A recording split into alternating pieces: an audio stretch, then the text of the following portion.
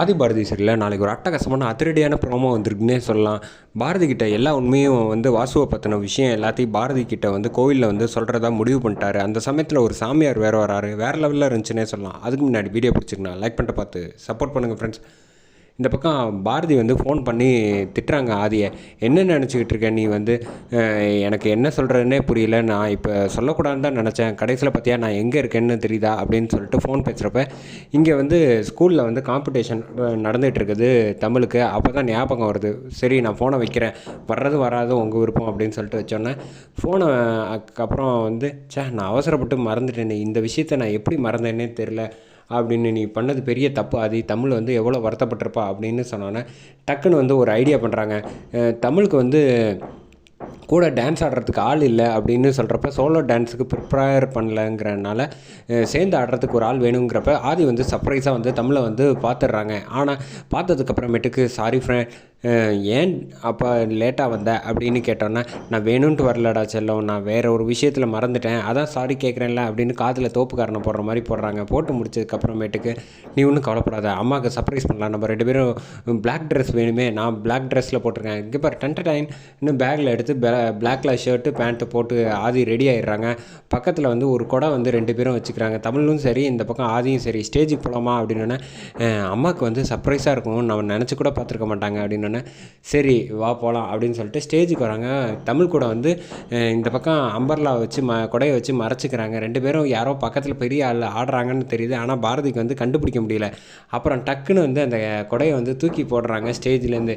போட்டோன்னா ஆதியும் சரி தமிழும் சரி 2 பேரும் சேர்ந்து ஒரே டான்ஸு ஆடுறாங்க. அதை பார்த்தோன்னா பாரதிக்கு சந்தோஷம் தாங்கலைன்னே சொல்லலாம். செம எமோஷ்னல் ஆகிட்டாங்க அந்த இடத்துல. கட்டி பிடிச்சி தமிழ் பாப்பா ரவுண்ட் அடிக்கிறாங்க. ரவுண்ட் அடித்தோடனே ஃபஸ்ட் ப்ரைஸ் ஜெயிச்சிடுறாங்க. ஆதியும் சரி தமிழ் பாப்பாவும் சரி.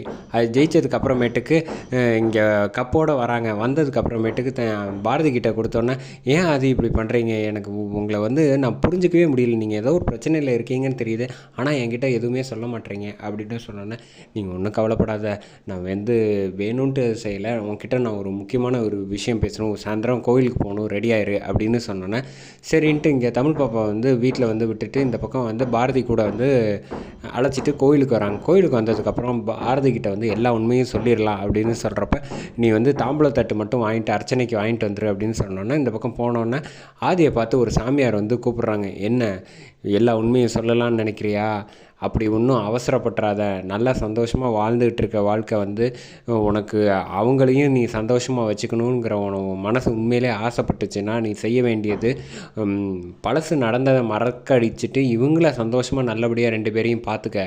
அதுதான் நீ செய்யக்கூடிய ஒரே ஒரு நல்ல விஷயம். அதை விட்டுட்டு இருக்கிற சந்தோஷத்தை அதை சொல்லி நீ கெடுக்கிற வேலை வச்சுக்காத. அது நீ பண்ணுறது பெரிய பாவமாயிடும். அப்படி அப்புறம் உன் விருப்பம் அப்படின்னு சொல்லி சித்தர் சொல்லிடுறாங்க. பாரதி அங்கேருந்து வந்ததுக்கப்புறம், என்ன ஆதி கோயிலுக்கு போகலாமா அப்படின்னு, என்ன பாரதி பேசுகிறீங்க, கோயிலில் தானே இருக்கோம் அப்படின்னு ஆதி சொல்கிறப்ப, பார்த்தீங்களா உங்கள் கூட சேர்ந்து நானும் லைட்டாக புலம்ப ஆரம்பிச்சிடுறேன், குழம்பிட்டேன் அப்படின்னு.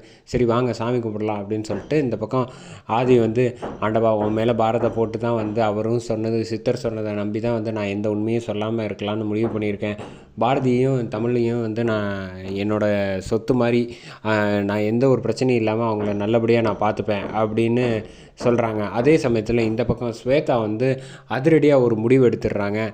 இங்கே பாருங்கள் அத்தை, எனக்கு நீங்கள் முடிவு சொல்லியே ஆகணும் அப்படின்னோடனே, என்ன முடிவு உனக்கெல்லாம் சொல்லணும்னு நினைக்கிறேன் அப்படின்னு கேட்டோன்னே, நான் சொல்கிறதே உங்களுக்கு புரியலையா, நீங்கள் எனக்கு வாக்கு கொடுத்துருந்தீங்க, அந்த வாக்கை நீங்கள் மீறுறீங்க, அதனால் நான் பாரதி கிட்ட உண்மையை சொல்லலான்னு முடிவு எடுத்துட்டேன் அப்படின்னு சொன்னோன்னே, அவசரப்பட்டு எந்த ஒரு விஷயமும் செய்யாத, என் பையன் நல்லா சந்தோஷமாக பாரதி கூட வாழணும், அதுக்காக உனக்கு என்ன வேணும்னு கேட்குறேன் அப்படின்னோடனே, எனக்கு மொத்த சொத்தையும் என் பேரில் எழுதி கொடுத்துருங்க, நான் அதுக்கப்புறமேட்டுக்கு நான் உங்கள் விஷயத்தில் எதுலேயும் தலையிடவே அப்படின்னு சொன்னோன்னே, நான் உன்னை நம்பலாமா அப்படின்னு கேட்குறப்ப ஸ்வேதா தாராளமாக நம்பலாம் அப்படின்னோடனே, ஏம்மா என்னதான் இருந்தாலும் அத்தைக்கிட்டேருந்து மொத்த சொத்தையும் வாங்குறது ரொம்ப தப்புமா, பாவம், அப்படிலாம் நம்ம செய்யக்கூடாது அப்படின்னு அறிவு சொன்னோன்னே, எதுவாக இருந்தாலும் ஒரு நியாயத்தோட கேளு அப்படின்னு கேட்டோன்னே, நீ கொஞ்சம் நேரம் பேசாமல் இருப்பேன், எனக்கு எது சரி எது தப்புன்னு தெரியும், அவங்க 20 வருஷமாக என்னை ஏமாற்றிருக்காங்க, அதுக்கு உண்டான முறையை தான் நான் கேட்குறேன் அப்படின்னோடனே, உனக்கு என்ன சொத்து தானே வேணும், மொத்த சொத்தையும் நான் எழுதி தரேன், என் பையன் வாழ்க்கையை எந்த பிரச்சனையும் பண்ணக்கூடாதுன்னு சத்தியம் வாங்கிக்கிறாங்க. அதோட எபிசோடு சூப்பராக முடியுது.